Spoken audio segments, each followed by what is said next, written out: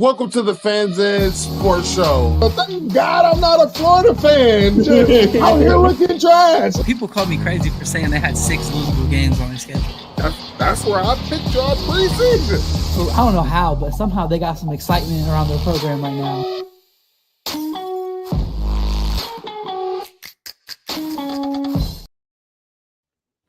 What's going on, everybody? It's your boy Cleveland Mike coming right back to you right here at Best Damn Media YouTube channel, man. And also we're on X, man. You can follow me on my page at 216_wildboy, and you can also catch the show there.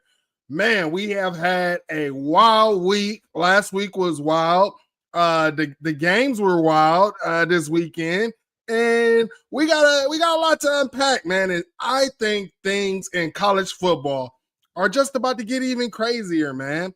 I'll tell you something that is crazy. We got to start over at Marshall. Marshall wins their conference championship, right? And the coach get fired. Not only did they win their conference championship, but the year before, they took down Notre Dame. Yeah. CFP contending Notre Dame, right? So, I mean, Marshall's athletic director, I think that he should be fired because now you let a coach go who's successful. You showed him no value. And the team obviously fought for this man, went to battle for this man, went to war for this man. So guess what the whole entire team did to show the athletic director they mean business? They hit the portal. Shout out to the players at Marshall, letting these athletic directors know and letting these schools know you can't just make dumbass decisions without consequences, man. So just want to say that. Shout out to the Marshall players for sticking to their guns and showing loyalty. So anybody, if you respect what the Marshall players did, leave something in the comments, man. Let me know how you feel about what they did in the chat. I want to hear from you all. Like I said, this is the Fans Edge, man. This is a show where you guys get to create topics and discussions, man. But we also got some news. A historic NFL coach. We thought, hey, by the end of this season, you know, last year was just a hiatus. At the end of this season, somebody will pick this man up for an NFL job, right? And that man is Bill Belichick. I'm sure everybody else thought this man would get an NFL job. Nope, he will be the next head coach after at the University of North Carolina after Mac Brown's gone. Now, everybody, you know, some people are saying, hey, he can recruit. This is going to be crazy. Like UNC is about to take a step forward and all of this stuff. Maybe, but I mean, this is a guy who we were like, are we going to see this, you know, coach continue to have success with the Patriots once Tom Brady's gone, right? We thought that this man was that type of coach. Well, Patriots ended up being so ass that they had to go ahead and get rid of the man, right? And now he takes his foot in coaching. Now, I think that he's an excellent or will be an excellent X's and O's, but there's also things that you have to get around. You know, Ohio State had a previous position coach who was an NFL guy. But one thing that turned me off from him was hearing in this interview talk about, hey, when the players needing help, they need to come to me. I'm not about to go chasing a player around. You're talking about 18, 19-year-old kids. Yeah, you might have to go tell them to go and watch film. You might have to tell them, hey, you need to put in some extra work into your craft, right? Is he ready for that? Also, you're talking about a guy who, I mean, he has a lot. Recruiting. You know, if you coached in college, it's completely different now. So let's get my guy Terry up here, man. Terry a little bit late. I like to say Terry is on CPT time. What up, Terry? What's up with you, man? What's up, bro?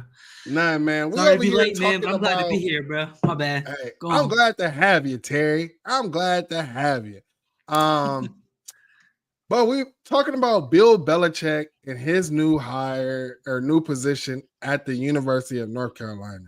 What do you think about that? Because I just feel like there's more questions than answers right now. This NFL guy who's been in the NFL for so long since I was in grade school. Now he's going to college. He hasn't had to recruit. He's going to have to spend more time on football and on his operations than he ever has in the past, 2-3 decades? Yeah, bro. Hey, that's actually such a cool subject, to be honest. Like, I think it's cool that he's going there to be a coach, bro. And honestly, I hope it works. I'm like that type of person. I like to see shit like this. You got this legendary coach coming from the NFL. I don't want to see him go there and flame out, bro, and have a bad time. I want to see him go there, put something together, build something, and actually put them on the map a little bit, man. And then maybe if he does that, like literally, if they look really good after 1 year, bro, you know how many teams are going to be calling him? You know how many big time jobs are going to call him if North Carolina has I don't even know what the record is this year. If they have like a turnaround and have a good season next year. I don't know, Terry. This is one of those things where I'm like, you're going to have to show me. You're going to have to show me. Like, yeah, I understand what everybody's saying. Like, yes, this is great experience coming from this guy. There's a different way of coaching college and a different way of coaching NFL. Urban Meyer is one of the greats. Actually, Nick Saban is the GOAT of college football. Guess where he couldn't make it, or neither one of them could make it? The NFL, bro.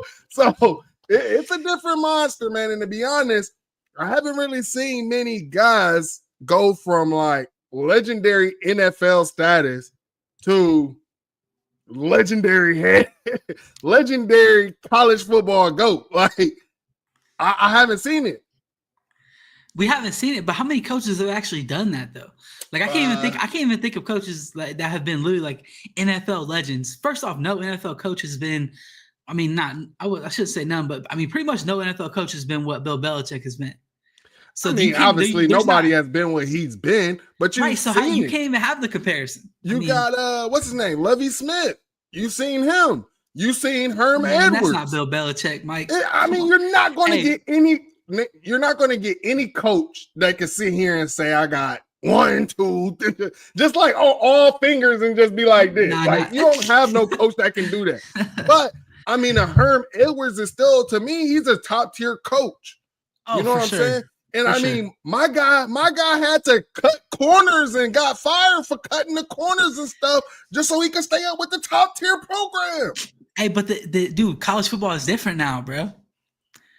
You know how much college football has changed? It's not the same, bro. He's gonna be talking to kids who are making a bunch of money, bro. He's used to dealing with NFL players. Hey, shout out our guy Steve, man. UNC replaced an old coach way past his prime with an older coach past his prime. Until I see it. Like, and that's another thing, Terry, is like, this is just a foothold for him, right?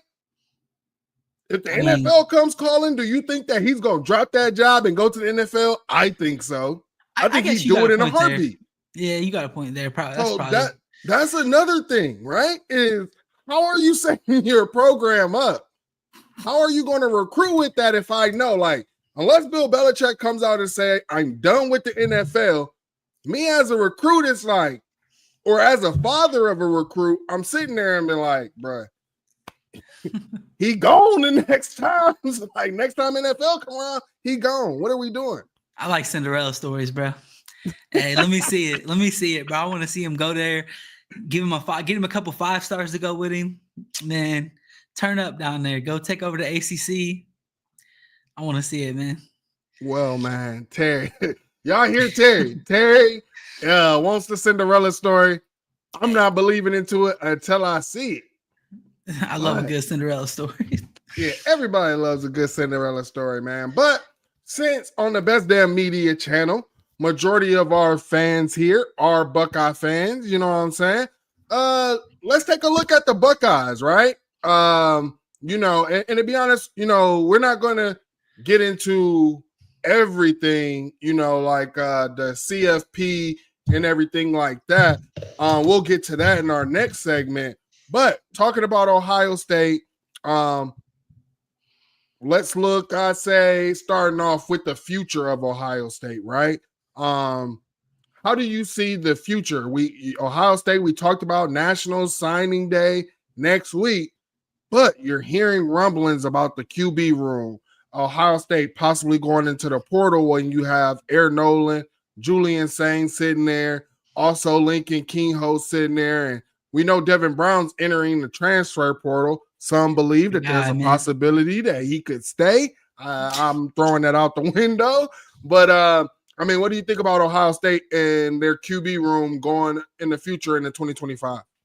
Yeah, I mean, Devin Brown's not staying, bro. He's gone, and that's fine. It's time. You know what I mean? Like, whatever. He ain't never gonna play here, and that it just is what it is. I hate that because obviously, you know, I'm like the Devin Brown guy. I have been, but anyway, the future of the room, bro. For me, what I hope it is, man. I hope it's Julian. I've kind of always been like super against this whole getting in the portal and bringing in like a quarterback that's been playing college football for 4 years. You know, I've always been against that, bro. I don't know. It's just like, it don't feel right to me. It don't feel like, I don't know. I don't know, man. It don't feel like those guys ever end up turning into like the first round pick NFL player type of quarterback. Whereas if you develop somebody, then, you know, that's the type of quarterback you can get. I've just kind of been against it, man. Listen, Will Howard's balled out this year for Ohio State and honestly took on a leadership role that I didn't see him taking. You know what I mean? Like he's been very good and just a true leader of the team. So, you know, I got to give him credit where it's due, but I don't want to get stuck in that rut, bro. So I'm hoping that it's Julian Sain, and then obviously Tavian St. Clair after that. Yeah. I'm an Air fan, man. Honestly. Oh, me too. I saw the way Air looked out there in the spring game, and to be honest, I felt like Julian looked a little bit rattled. And that was in front of, I believe, like 80,000 fans. So imagine if it's 100,000 plus. So I am kind of worried about saying when it comes to that. And I'm with you. I spoke on this, especially on this platform, multiple times of how I didn't want us to go get a transfer quarterback, because what does that say about our QB room? What does that say about what does that say about our head coach and our development as well? Devin Brown's been here for 3 years. So now this is what I was trying to explain to people is you get a quarterback, right? And Will Howard, you're telling us that Kyle's not the guy. So you misevaluated on that. You're telling us Devin Brown's not the guy. You misevaluated on that. Now, y'all can go on my page, go look at my highlights. I got a whole video out there, or it's literally a rough draft video or whatever. But I got a video out there explaining about Ryan Day and his quarterbacks. And if you were wondering how we got to this, where the point where we're at in this quarterback, I'm telling you, go watch it. If you don't agree, you don't agree. But I'm telling you that there are hints and have been notes since Ryan Day has been our head coach that will tell, or actually since he's been our quarterbacks coach, that will let you know, like, okay, something's not right here when it comes to this quarterback position. And that's why we're not seeing the Haskins, the Fields, the CJ Strouds anymore. I am kind of worried about the QB room, especially first game. You don't got time to BS. I don't want to go into a quarterback battle going into the fall. I want the fall to be all around the starting quarterback and them getting chemistry, because like you said, Will Howard, he exceeded my expectations.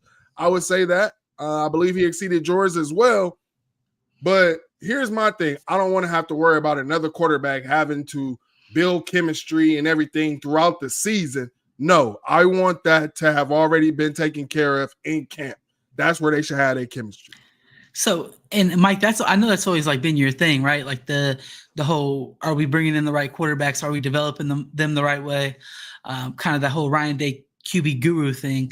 And I think that honestly ties in to my thing that's like my shtick with this. Like, you know, I'm talking about like bringing in these transfer quarterbacks. I think that honestly, you don't really see too many CJ Stroud, Justin Fields type quarterbacks, Trevor Lawrence. You don't see a lot of those around college football nowadays, dude. I mean, you really don't. You think about a quarterback that just, like either went to one team or transferred when they were young and then was like back-to-back multiple years, like that kind of Heisman level quarterback. Even if they never won it or not, they're like right there in the mix. Like first round pick, you know what I mean? You don't see that too much in college football recently. And I think that it's because of the fact that everyone wants to get this one-time transfer who can come in and maybe we're going to win a national championship this year. Which is, I mean, that you think that every year, obviously, but those two things tied together, I think, is kind of a big deal in college football right now. To be honest, I think it's messing with development overall. That's fine. Here's the thing. Did we even go recruit Lagway? I honestly don't even know, bro. You say ain't no types of quarterbacks out there, but I seen Keelan Russell. He right here in the state of Texas. Did we even go? I mean, I know he's been committed to Bama for a minute, but did we even go? But listen, Mike, what happens if Keelan Russell goes to Alabama and then for the next 2 years after he goes there, Alabama takes a transfer, and then by the third year, Keelan Russell transfers out. He don't got no tape now, so he goes out to transfers to fucking Oklahoma or something like that. Oklahoma, they go 6-6 because they're trash, and then you never realize the talent that he has. You know what I mean? That's the type of shit that's happening. That's what that's how, at least what Facts. I feel. Facts. I think there's a lot of good quarterbacks out here on bad teams. That's part of the problem. And it's happening because the good teams are looking for these transfer quarterbacks to come in and save the day and be like like not making mistakes basically. And I just think it's bad for college football, man. I don't know. That's just where I'm at. And I feel you, Terry. But like my guy Steve, they're out there. We just haven't evaluated well. And that's the thing, right? Like you're sitting here, my whole thing is this, right? You build your core from high school. We're not going after the Keelan Russells and the DJ Lagway types. Yeah, we didn't know what they would be on the college level. But my issue is the fact that we're not even going after it. And is Julian saying not that? Huh? Is Julian saying not that? I mean, obviously, we had the only chance that we've really got to see him was a spring game, and my guy looked nervous. But I'm also what I'm saying about like the Lagways and the Keelan Russells is also like I didn't say this, I should have said it, is mentality wise too. I know those guys got that shit to them. You know what I'm saying? Else they got, Mike. I know what else they got, and I agree with you. You say it. I ain't gonna say it. You gonna make me say it? Come on. Yeah, I'm gonna make you say it. All right. Ohio State needs to stop recruiting white quarterbacks. I said it. It is what it is. I was just talking to my homies about this earlier, man. Listen, I mean, if they get better at recruiting white quarterbacks, then keep it up. I think maybe we're just not good at it. I think we're just not good at it, man.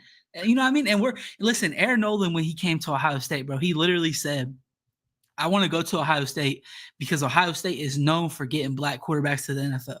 And it pisses me off because earlier you said you like Aaron Nolan, and I agree with you. I'm in the same boat. It pisses me off that Julian Saling came in here from Alabama and then our whole entire fan base wrote Aaron Nolan off. I hate that so much, bro. And I don't know, obviously there was issues with Aaron and Julian Saling lost his black stripe really quick. So like, I'm not going to say that people are like, they're not tripping. Like they're seeing, or at least they're being told by the beat and everybody around Ohio State that Julian Saling is really just like that. Yeah, but Harry McCoy was like that by the beat too. I mean, exactly. But I'm not the person, bro. I'm not writing Aaron Nolan off. I don't care. And I honestly think he's probably going to leave. And I think he's probably going to leave because he's been written off by maybe the staff and just everybody. Because once Julian Saling walked in the door, listen, you know how Ryan Day and Ohio State are. And I'm sorry, Mike, I'm rambling a little bit here, but I feel strongly about this. So you know how Ohio State and Ryan Day are, bro, when they get like that top recruit, they want to treat that person like, listen, if they're that good, then treat them how you want to treat them, but don't treat them that way just because they're a top recruit. If they're not like that elite level player that shouldn't maybe step back a little bit and learn. And I think we maybe have some of that issue with guys like JTT and Jack Sawyer. Them guys been starting here for 4 years. They were the 5-star, like top of the class guys. But I mean, they shouldn't be playing 70 snaps a game, bro. Like they're not that type of player. I agree. So, But, I mean, to be honest, that goes with a culture issue that I believe needs to change, man. One thing at Ohio State is your spot's not safe. We watched the Raekwon McMillan, back in 2014 come in here or whatever, right? We watched him come in here and, hey, this guy was so good. Yeah, we got this starter in here, but guess what that starter said? Guess what Curtis Grant said?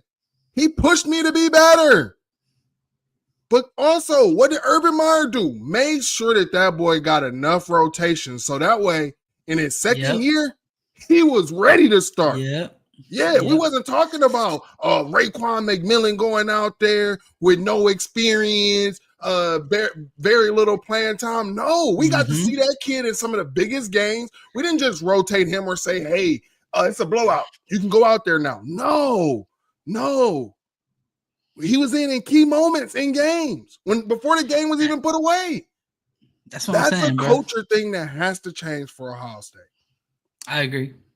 So I agree. I say this, our last topic, man, with Ohio State, coaches.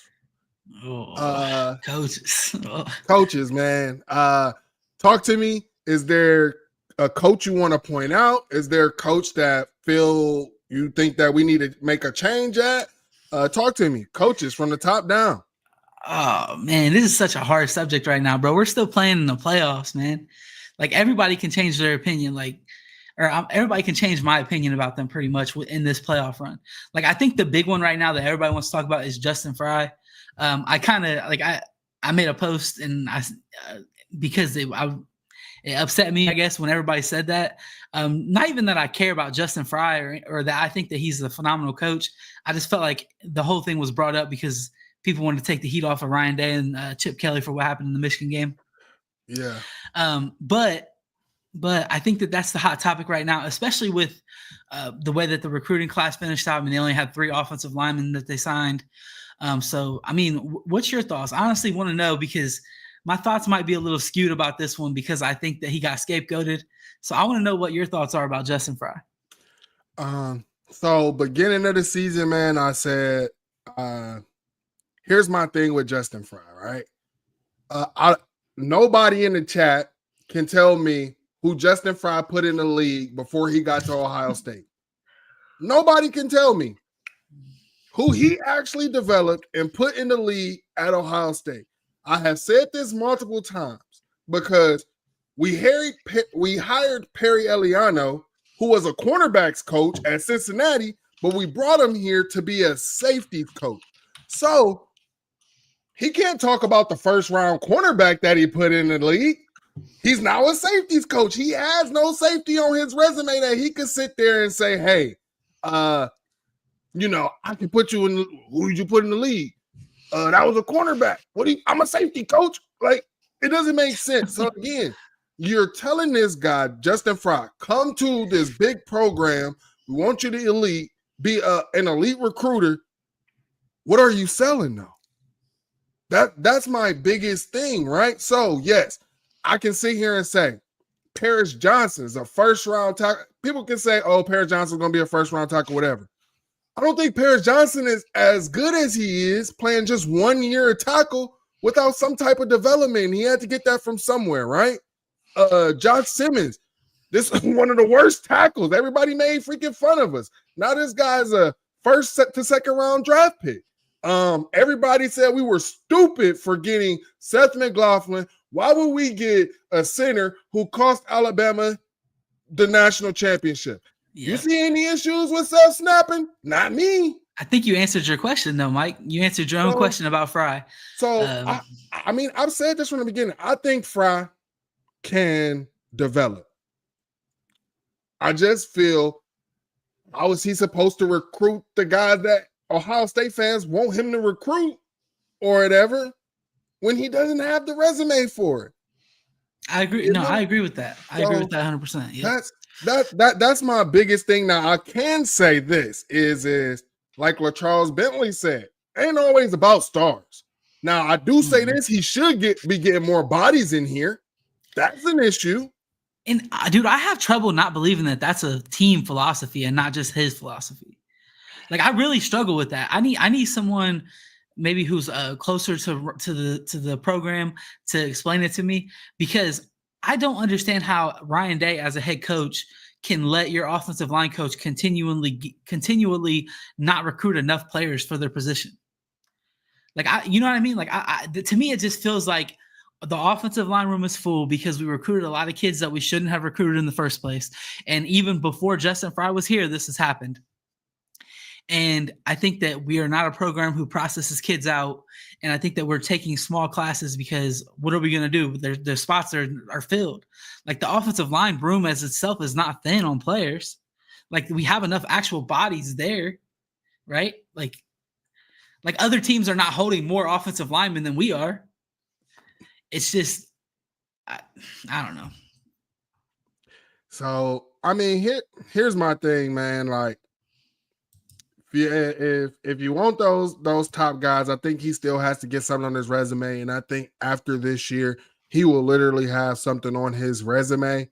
Will he be able to be here or not? That's the question, right? So that's enough about the coaches and stuff, man. But we gotta get into this college football playoff final rankings, man. It is here, and there are some people who are sitting on the outside looking in, man. And a couple of those, you got the wrong. Oh, Mike, get this off of here, bro. I gave you the wrong graphic. Oh, Terry, that cooked me, man.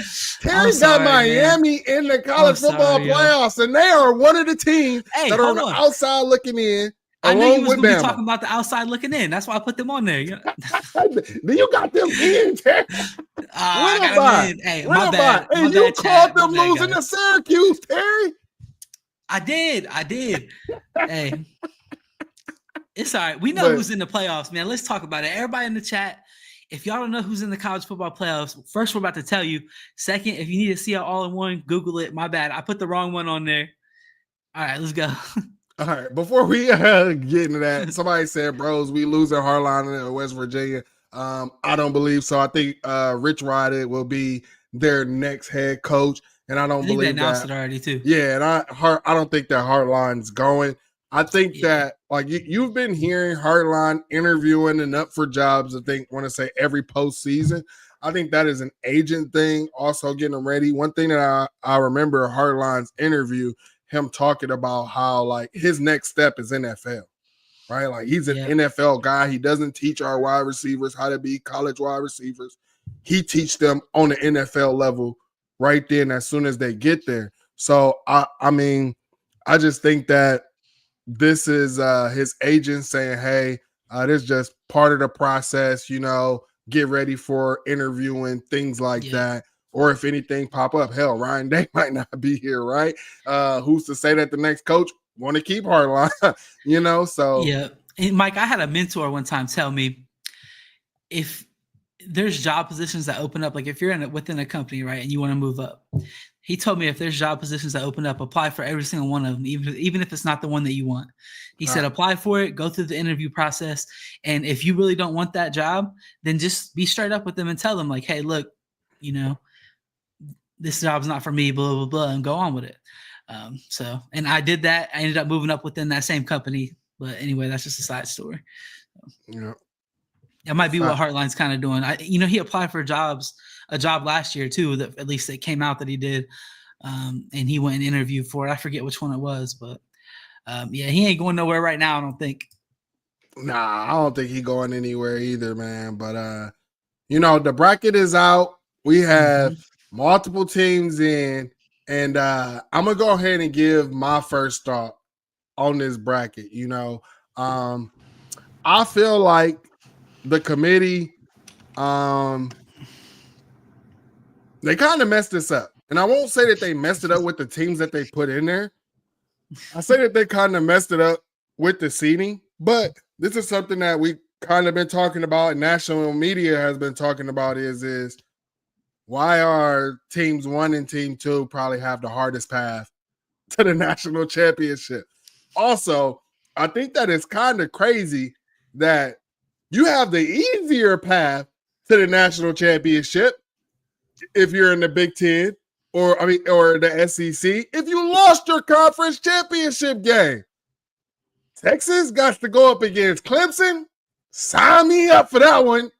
Penn State got to go get a home game against SMU. Sign me up for that. And then after that, you got to probably play Boise State. Yeah, sign me up for that too. And then if Texas wins against Clemson at home, they play Arizona State. Sign me up for that too. Like, I don't understand it. If they're going to do this, then they need to reseed after the games, things like that. What's your first initial thoughts on this? Yeah, I mean, I honestly don't hate it, bro. I don't hate what they did with it because I think that they took the two best conferences, the losers from those conference championship games, and gave them basically the easiest non-bye route that you possibly can get, which, that's Texas and Penn State. Both, you just said how both of them have a pretty easy route. And I think that a lot of people are underestimating what the benefit of a bye week could be in this playoff. In a season of college football where there's really only one team in college football that didn't lose to somebody that they were not supposed to lose. Actually, okay, I don't know, that maybe not just one, but one team at the top is Oregon. They didn't lose to anybody they were not supposed to lose to, right? I guess the only reason I said maybe not one team is because maybe you could put Penn State in there. They only lost to Ohio State and Oregon, who they were probably supposed to lose to. But basically every team lost to a team that they were not supposed to lose to. Like, you're supposed to be better than this team. So in my opinion, in a season like that, which is probably what's going to be happening from now on, with the way the portals has everybody spread out and stuff, I think that a bye is actually a bigger benefit than what people are giving out or what people are saying. So like Oregon, people said, well, Oregon got screwed because they have to play the winner of this game first. It's like, well, they don't have to play in the first round at all. And that team that they're going to play against is going to have to play a game. So, yeah. But here's the thing. Sometimes byes scare me, right? Because like a team can have momentum just coming off of that game, and you have to catch your momentum during the game because you haven't been playing. So that could be a thing. But I'll tell you this, right?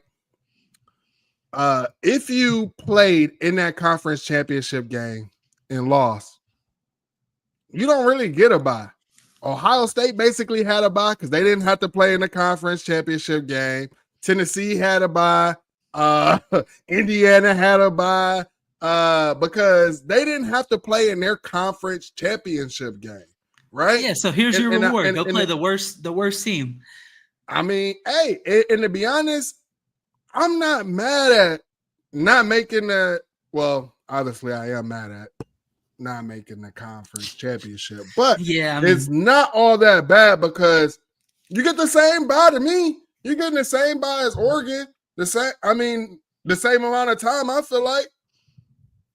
Yeah, I mean, if you're just looking at it from time wise, then yeah, but like Oregon played a game that didn't really matter. Like if they lost to Penn State, they were still going to be in the playoffs.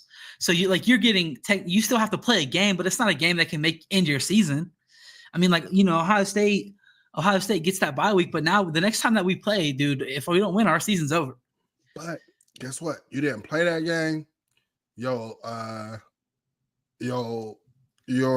guys get to stay healthier. My guy Doug took the words right out of my mouth, or the words that I was searching for in my mouth, because I kept saying, wear and tear is a big factor.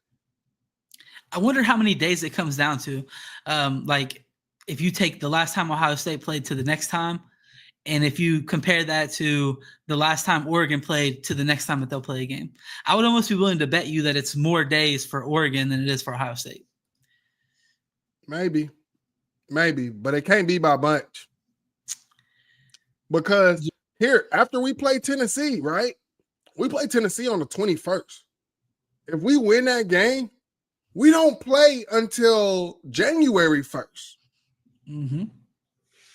That's 10 days between 11 each game, days. Right? Mm-hmm. Yeah, that's 10, 11 days. Because it's going to be 31 days in December, right? Yeah. Bam. So, I mean, you still kind of get, I say 4 extra days of rest. So, I think that it kind of works well. Go ahead, catch some momentum, feed off of that momentum into the next week, right? Hopefully Ohio State can do that. Right now, all of these teams, you might as well put records out. Everybody is 0-0. We're going to get more in depth in this next week because we will be right back here on this platform talking about it, man. But we're not going to get too in depth. Tell me what you think about Clemson versus Texas matchup. Your quick reaction. Yeah, heck yeah, we can do some deep dive next week. Yeah, but with Clemson, Texas, dude, I think this is going to be a game. I really do, man. I think Clemson, they've been up and down all year, but I also think Texas has too. Texas just kind of got by with an easy schedule this year, even though they were in the SEC. One of their big games, Michigan, they were not very good, especially at that time of the year. I honestly, I think it's going to be a good game, bro. I have that as like a pick 'em, like a toss-up. I don't, man. I think Texas is going to end up winning this game. I have no faith in Dabo since he has lost Brett Venables and Trevor Lawrence. So, to be honest, Clemson ain't really been the same. And we could talk about Texas' schedule, but Clemson's schedule isn't any better. I think it's actually probably worse than Clemson's schedule is probably worse than Texas. In strength of schedule, sure. Maybe. So, I say the only thing that Clemson has right now over Texas is a top 25 win. That's it. Yeah, I can see that, but, man. And I don't know. I don't see Clay Klubnik being able to do anything. I think Texas actually has a defense where Clemson ain't really had to worry about defenses that much. And I think when they did play a defense, an actual defense, they ain't really look too good. So I see people saying Clemson with the upset. Clemson beats Texas, loses to Oregon. He's basically saying Oregon beats Ohio. That's our guy, Columbus Punk, man. Yeah, Where you been there, Columbus Punk? We miss you. Yeah, we miss you, Columbus Punk. Shout out our guy, Columbus Football Punk, right there, man. We appreciate him every time he's in here. All right, but. Yeah, I just think it's gonna be Texas, but like I said, we'll get deep dive. Tennessee and Ohio State. College Football Punk is already being a conference warrior, as we know SEC fans love to do, saying that's Tennessee their favorite thing, bro. With the big win. Ryan Day coming off of an L. To be honest, we saw him in his interview. He looked a lot better from the time that they lost. Honestly, some people comparing it to how he looked going into the Georgia college football playoff game, saying that they're going to go out there and leave no doubt. Now, you had a C.J. Stroud at quarterback where you knew he could be a gunslinger slinging it all over the field. Him saying leave no doubt, do you have faith in this Ohio State and Ryan Day team to go ahead and beat Tennessee? Yeah, I do, man. I think the only reason why you wouldn't is because of the Michigan game. I just feel like that game is just different. You know what I mean? Like Ryan Day's in his head about that game. Now I know he hasn't been great against matchups like this in the past, but I don't know, man. I think that I've always thought from the beginning of the year that this team that we have is a little bit different than anything we've had in the past. And I know that they didn't look like that against Michigan, but every other game throughout the year, I do feel like they were. I think they could take care of business when Tennessee comes down. Yeah, I think Ohio State can take care of business. It's just depending on which Ryan Day and Chip Kelly shows up. If the Ryan Day, Chip Kelly from the Team Up North game showing up, yeah, it's a wrap on that. But honestly, we're going to do a deeper dive, but I got Ohio State winning this, man, as long as, everything goes how it's supposed to go. I think the defense will show up. We just got to have the offense got to show up. So it will be a good game. Ohio State finally gets their night game at the shoe. It's been forever. Yeah, it's going to be cold. They say all scarlet out, so we'll see. ESPN got that on ABC and ESPN Network. It's going to be lit. It's going to be lit in there, man. I went to a night game we played earlier this year. I think we played Western Michigan or something. It was just a nobody, but it was a night game, bro. It was lit in the stadium, and it was, we was playing nobody, so. Man, I don't know. I think it's gonna be crazy for Oregon or for Tennessee. Yeah, and I saw that the tickets were starting as low as $100. That just tells me that the athletic director at Ohio State is wanting some different type of fans in the building.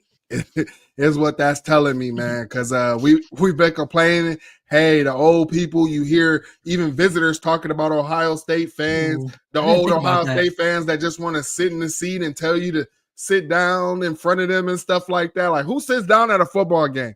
I'm expecting nobody to be sitting in them cold chairs. I expect everybody to be standing up on their feet, making some noise. So the shoe should be rocking.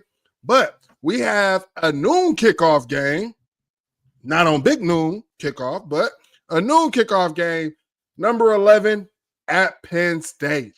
Big game, James Franklin. I want to say this is a game he can't lose, bro.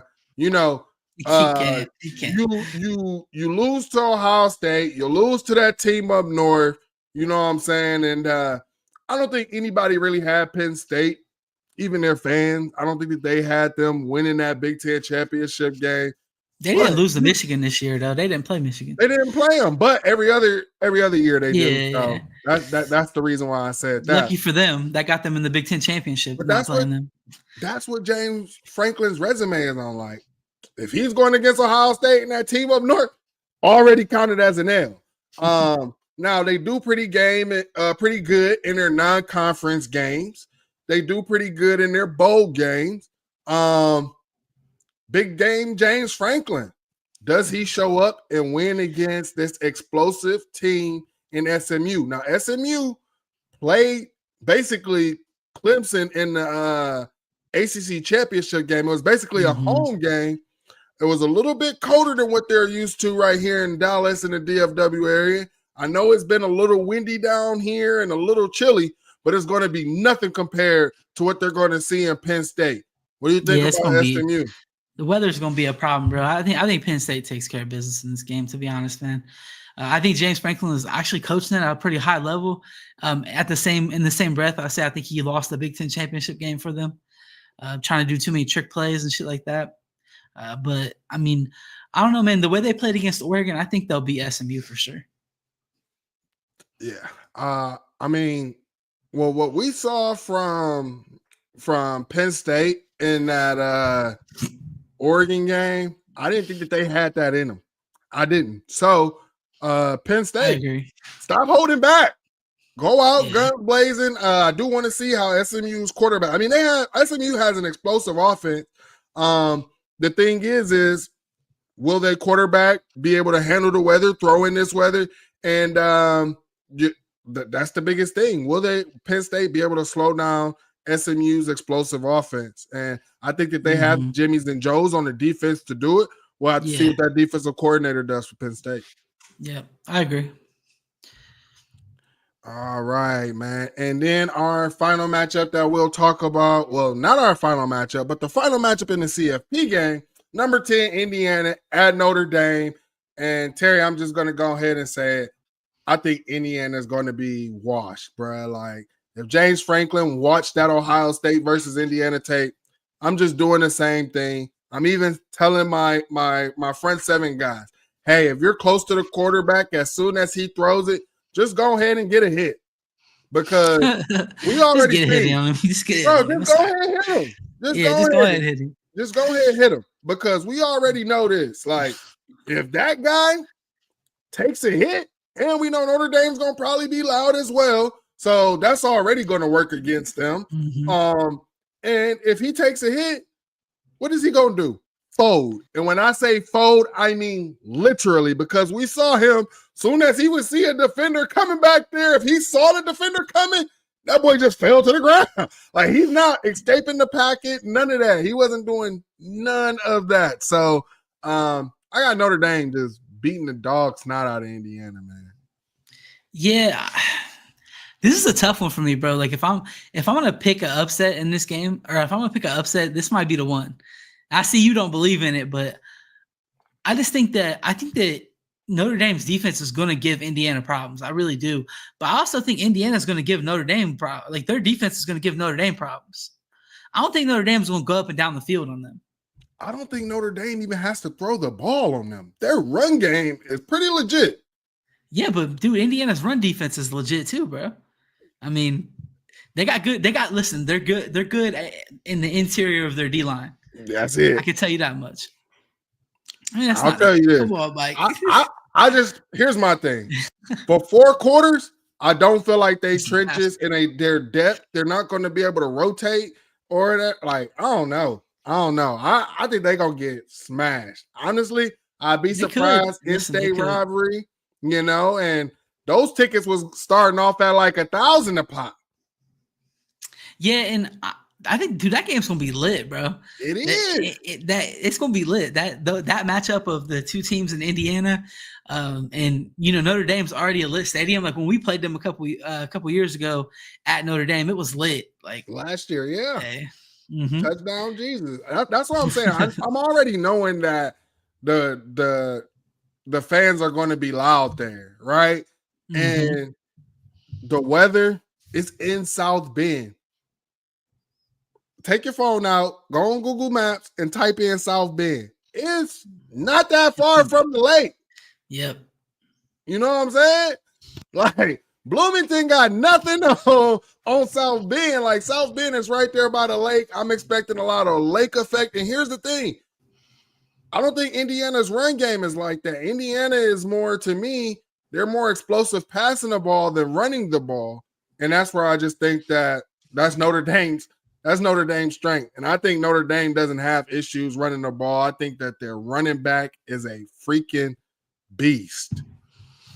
No, I agree with you. I can see Notre Dame smacking them, but I just think that if Indiana's defense can slow Notre Dame's offense down, they could play like a really kind of ugly game with them. And we've seen Indiana couldn't hang with Ohio State, bro, but we've seen them win an ugly game versus a pretty good team. I know I hated on them all year, but I think towards the end of the year, Michigan was actually a really good football team towards the end of the year. Once they stopped doing all that shit where they was just turning the ball over, they were just playing defense and running the ball. But Indiana won a really ugly game with them, dude. Like their offense did not go up and down the field on Michigan, and they were able to kind of hold that run game down, and they ended up winning. So I could. That's the way I could see Indiana winning the game at least. Gotcha. I got you. Well, they damn sure ain't going up against no team up north. This team got to That's true. And man, our last game that we got to talk about. This is one of the best rivalries in college football as well, man. And I want to say shout out to all of our veterans, all of our active duty people. You know what we about to talk about. It is Navy versus Army week. That's this weekend, right? Yeah, it is this weekend, man. And, hey, right after conference championship games, that's next Saturday. You better know. Is Navy and Army. I don't know about you, Terry, but I'm pretty excited for this game. Navy started off the season looking like a legit program. I think that they were also ranked earlier in the season, maybe. But Army is sitting there with only one loss. I believe they only loss came to Notre Dame. So I mean, shout out to Army. To be honest, they've been putting away teams, putting up 40 burgers, and you normally don't hear that from the service academies. But this Army team is legit. And I really want to know. We can actually do a little bit of depth analysis of these teams. What do you think about this game? Who do you think is going to win this game? I'll tell you this. If you want to do transactional, or whatever they call it, transitive property. Yeah, if you want to do transitive properties, Army and Navy both only scored 14 points against Notre Dame. And Notre Dame only scored 49 points on Army and 51 on Navy. That's great. Transitive property that tells us absolutely nothing at all. they're about the same. Yeah, it's literally the same. So Terry, what you think about this? Dude, listen, the Army Navy game is just one of the spectacles that makes college football the best sport on the planet, in my opinion. Listen, if y'all don't feel that way, I feel sorry for you, because you're not enjoying it as much as you should be. But college football is the best sport, dude. And this game is kind of symbolizes that, while also symbolizing just kind of, what the military does and everything that the military is for this country. So, I mean, listen, dude, and as far as like on the field, like I'm just ready to watch it, bro. I'm not picking a winner, bro. I mean, the Army's probably the favorite because they've been the better team this year, but like, come on, this is like it's a rivalry game. You know what I mean? Like, this is the one this is why they play football for Army or Navy, to play in this game. Hey, I feel you on that, man. And, honestly, I have been rooting for Navy.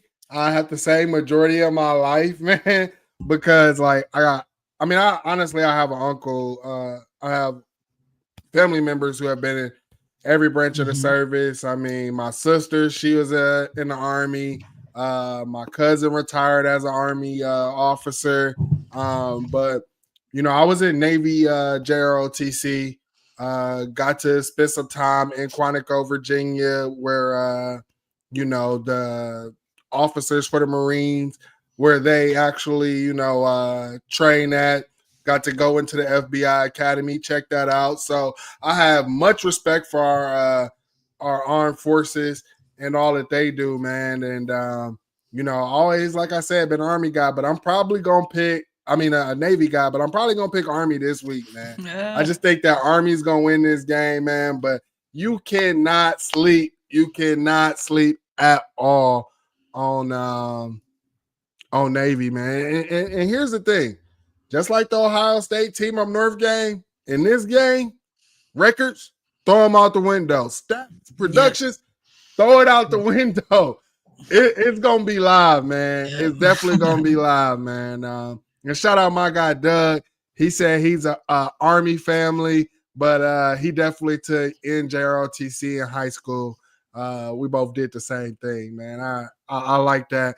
And to be honest, I think most of these kids nowadays probably need to be in some ROTC programs, man, because especially if you had the instructor I had who was my uncle, was Marine Corps DI, boy, he had us straight. He had us straight, boy. You couldn't get in no trouble, man. And there was something I think I had started up here. Oh, our guy Steve. What do y'all think about Sam Hurstreet talking ish about Buckeye fans? And to be honest, I'll tell you this. I'm ready for Torg to go ahead and hurry up and expose that man for whatever he said he was going to, didn't he? Yeah, Torg's been saying it for years, but I'm just ready for Torg to go ahead and expose this man for who he really is, bro. And to be honest, man, Kirk Herbstreit is an op. Anybody outside this fan base will probably say, hey, Kirk Herbstreit's a Buckeye. Y'all should respect him. I'm telling you right here, right now, F Kirk Herbstreit. He ain't no Buckeye to me. I have no respect for him as a Buckeye either. So I'm just being 100% honest with you. This dude has done nothing, but every time he tries to take a shot at Ohio State. Boom. Then you try to take a shot at Ryan Day. Well, Kirk Herbstreit, what are you doing to help Ohio State, Kirk Herbstreit? I know on your job you have to be non-biased, but in real life you don't. What has Kirk Herbstreit done to say, yeah, I'm all about the Buckeyes, right?